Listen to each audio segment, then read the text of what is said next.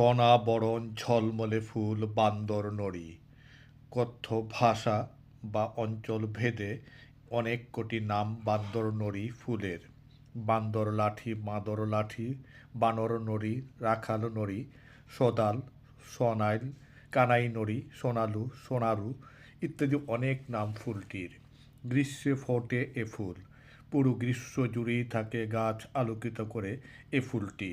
সোনালি হলুদ ঝলমলে এক ফুল বান্দর নড়ি।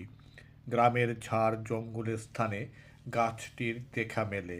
গ্রীষ্মের সময় এ ফুলের সোনালি হলুদ আলোক ছটার ঔজ্জ্বল্যে চারপাশ হাসতে থাকে যেন। সোনাবরণ আলোয় আলোকিত মনে হয় স্থানটিকে। বান্দরনড়ী ফুলের মিষ্টি সুগন্ধে মৌমাছি প্রজাপতি সহ মধুলোভী মাছিরাও অনেক দূর থেকেও আকৃষ্ট হয়ে ছুটে আসে এখানে। বান্দরনড়ী ফুল হাতখানেক লম্বা গোল আকৃতি নিয়ে ঝুলে থাকে গাছে। এর উপরের খোলস ভীষণ শক্ত।